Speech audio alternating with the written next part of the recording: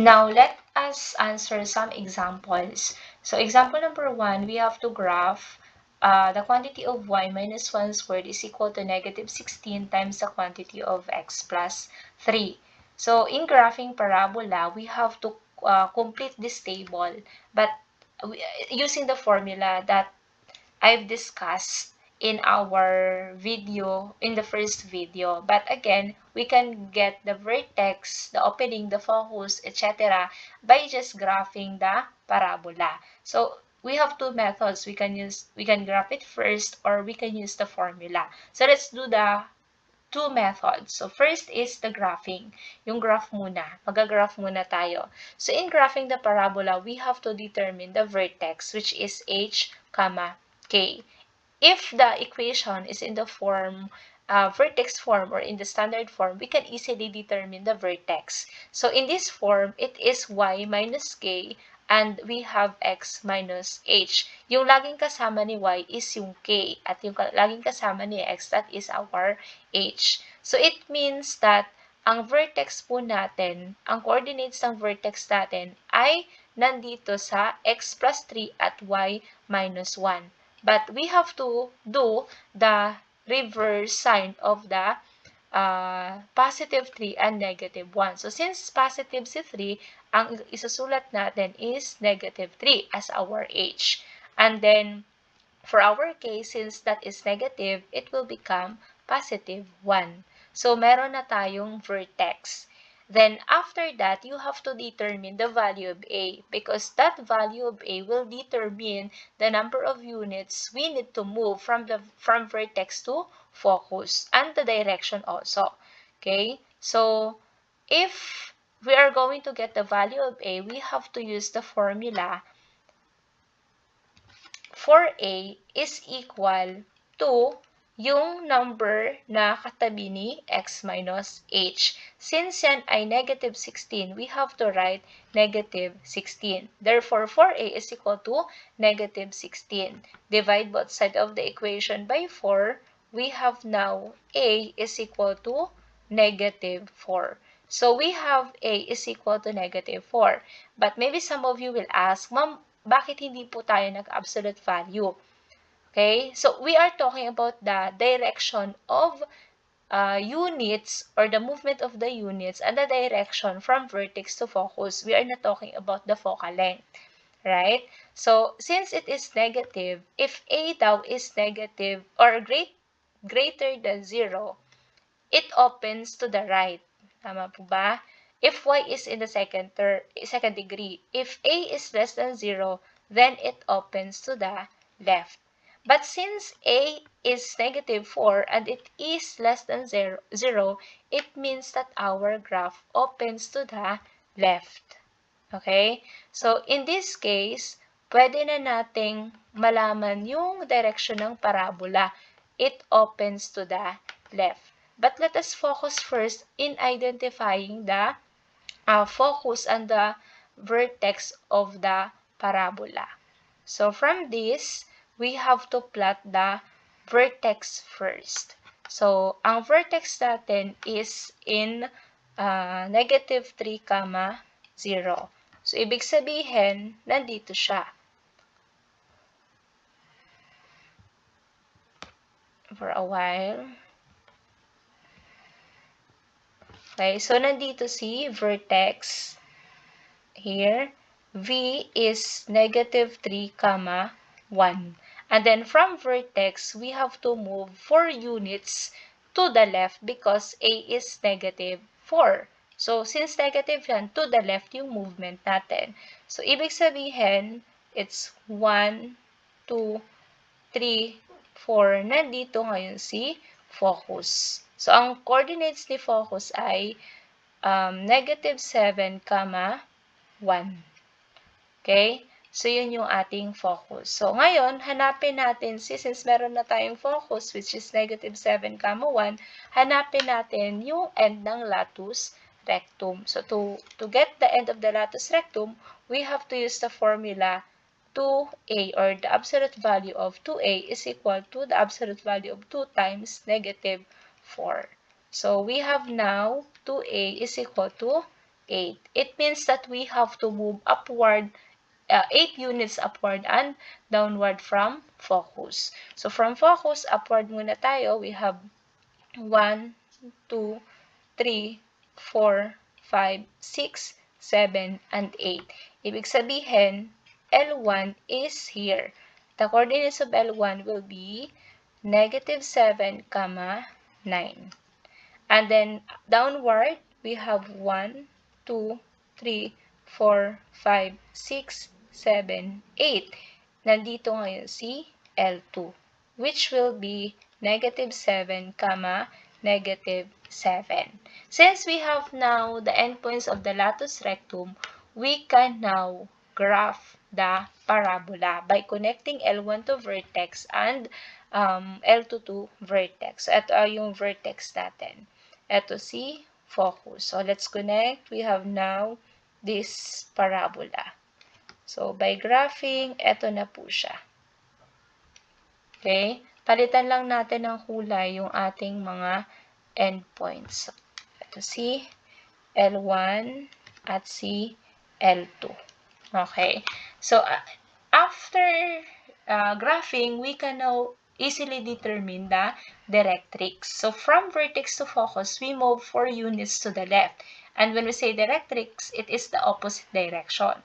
So, we have to move 4 units to the right naman to get the directrix. So, from vertex, count tayo ng 4 units to the right. 1, 2, 3, and 4. Ibig sabihin, dadaan dyan si directrix. So, gawin natin na broken line yung ating directrix. Nandito ngayon si directrix. So, to get the equation of the directrix, since yan ay vertical, magiging x is equal to what is the value of x where the directrix passes through? It is +1. So, the equation of the directrix is x is equal to +1. Now, how about the axis of symmetry?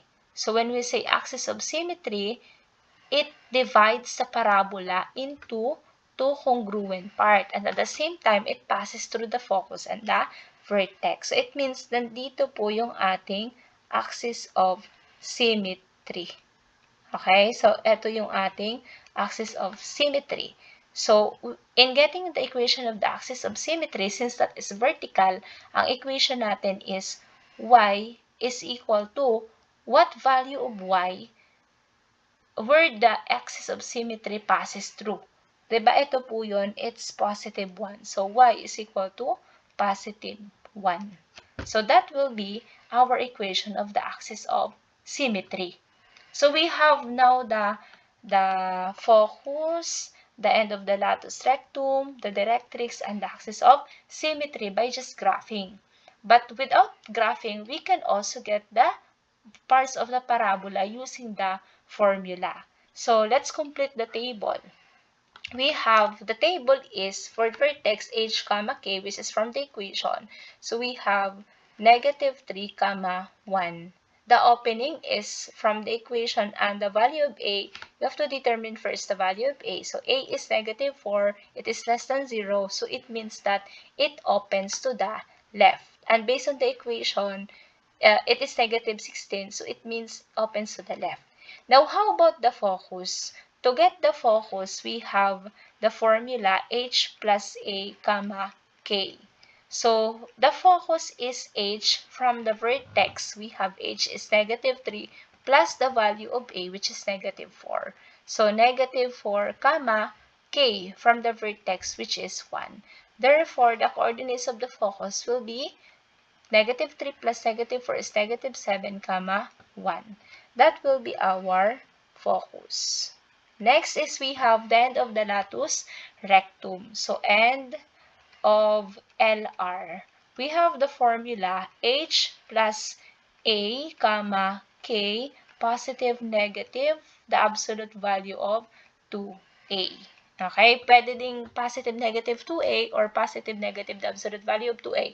Pero mas madaling makuha or hindi nakakalito kapag absolute value of 2a. So, ang h plus a natin ay nandito na, which is -7. So, h plus a, let's separate that. K plus the absolute value of 2a, and we have h plus a, comma, k minus the absolute value of 2a. So, ito munang positive, h plus a is negative 7, comma, k is 1 plus 8. The absolute value of 2a is ito, 8. So, ibig sabihin, it is negative 7, 9. Ito ngayon si L1. Si L2 naman, gamitin natin yung negative. So, h plus a is negative 7 na. Then, 1 minus 8 is, we have now L2, which is negative 7, negative 7. So, pwede na nating ilagay L1 is negative 7, 9, and L2 is negative 7, negative 7. So, check na tayo sa length of the lattice L1 and L2. Length of the lattice rectum is absolute value of 4a. So, we have to, the absolute value of negative 4a is 16 units. Directrix. Ang directrix natin is x is equal to h minus a. Ano ba ang h natin? It is negative 3. So, negative 3 minus negative 4 is equal to positive 1. So, therefore, h is equal to, yung directrix natin is x is equal to positive 1. So, it is positive 1. X is equal to positive 1, which is correct. And then, axis of symmetry natin is y is equal to the value of k, which is 1. So, we have now the answer. Next, let us have example number 2. So, in our example number 2, you have to graph the quantity of x plus 2 squared is equal to negative 20 times the quantity of y minus 3. In this given example or equation, x is in the second degree. It means that the graph is just upward or downward. So, in graphing, we have to determine the vertex first. So, ang vertex natin is h, k. So, in this equation, x, ang kasama lagi ni x is h. So, x minus h, ito naman si y minus k. So, ibig sabihin, ang h natin ay nandito, si k ay nandito sa right side. So, ang magiging k natin is do the reverse. So, ang vertex natin is, since positive si 2, magiging negative 2. Since negative si 3, magiging positive 3. So, pwede na nating i-plot yan, negative 2, 3. It's here. Ito yung vertex natin. So, negative 2, 3. That's the vertex. Then, after that, we have to determine the value of a. So, for a is equal to negative 20. Divide both sides by 4. We have now a is equal to negative 5. Again, this value of a will determine the movement of the units from vertex to focus. Since this is a is less than 0, it means that the graph opens downward. At tingnan din natin to, since negative 20, it opens downward. And since negative 5 ang ating a, it means that we have to move 5 units downward from the vertex to get the focus. So, let's do that. From vertex, we have 1, 2, 3, 4, 5. Nandito ngayon si focus. Ang focus natin ay may coordinates na negative 2, negative 2. Negative 2, negative 2. Okay? So, focus is negative 2, negative 2. Then, after getting the focus, we can now proceed to the end of the latus rectum. So, from the focus, we have to move how many units? So, using the formula 2a, absolute value of 2a is equal to the absolute value of 2 times negative 5. So, 2a is equal to 10. Therefore, we have to move 10 units to the left and 10 units to the right. So, 1, 2, 3, 4, 5, 6, 7, dagdagan na lang natin 8, 9, and 10. Nandito si endpoint of the latus rectum. So, sa L2, at ang coordinates niya ay negative 9, negative 2. Pagdating naman sa kabila, count tayo 1, 2, 3, 4, 5, 6, 7, 8, 9, 10, nandito siya. So, it means ang L1 natin ay positive 8, negative 2. Okay? To graph, we have to connect the vertex to the end of the latus rectum. So, graph na natin. Ang vertex natin ay nandito. So, connect lang natin sa endpoint. Okay. So, that will be our graph of the parabola. But again, we have to get the directrix. So if we move 5 units downward from the vertex to get the focus, it means that we have to move 5 units upward to get the directrix. So ibig sabihin, from vertex, let's count 1, 2, 3, 4, 5. The directrix will be here. Okay? So ano yung equation niya? Since horizontal yan, y is equal to what value of y did the directrix pass through? It is 8. So, ibig sabihin, y is equal to positive 8. How about the axis of symmetry? So, when we say axis of symmetry, eto siya. Nandito po siya.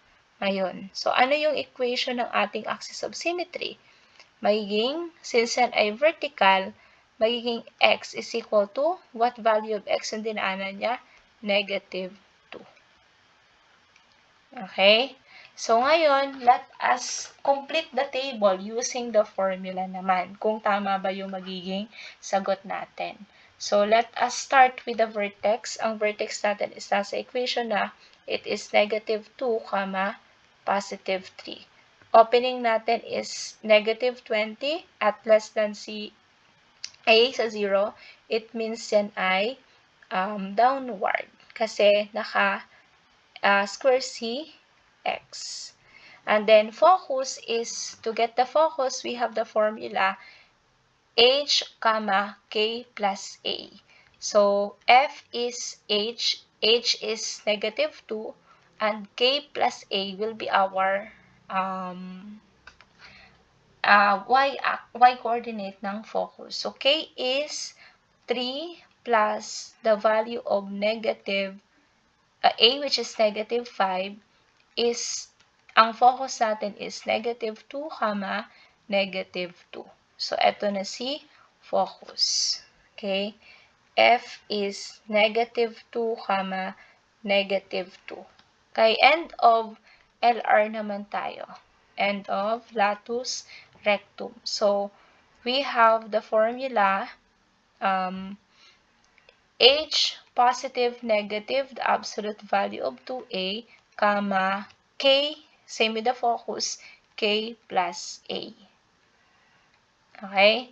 So, L1 is positive, h plus 2a. So, ibig sabihin, ang h natin is negative 2, positive, the absolute value of 2a, which is 10.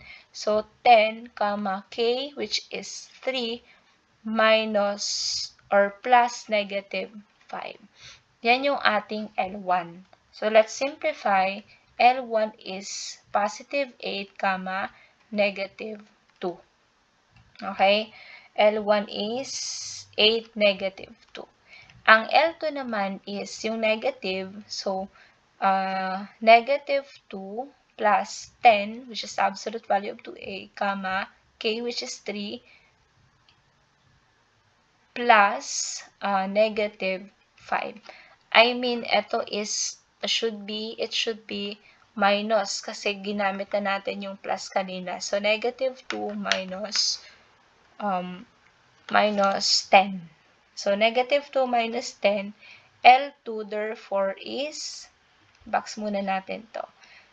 Negative 2 minus 10 is negative 12, comma, negative 2. Okay, bakit parang may mali? So, ito yun, mali lang tayo ng coordinates dito. So, it should be negative 12, which is tama naman pala. Yung point natin, it's negative 12 here. Okay, so 9, 10, 11, 12. So, tama. Ito ngayon si L2. Okay, so complete na tayo. Hindi na natin isulat sa table kasi hindi kakasya. Ang length of latus rectum is the absolute value of 4a. So, absolute value of 4a is equal to the absolute value of 4 times negative 5. So, ibig sabihin, we have positive 20. So, ito po yun. 20, which is nasa equation na din naman. Ang directrix naman is y is equal to k minus a. Y is equal to, ano yung k natin? It is 3 minus negative 5. Therefore, y is equal to positive 8, which is same with our graph. Okay, y is equal to 8. Ang axis of symmetry naman is x is equal to h, which is, ang h natin is negative 2. Okay, so therefore, tama yung ating graph. Okay, then proceed tayo sa given is in general form.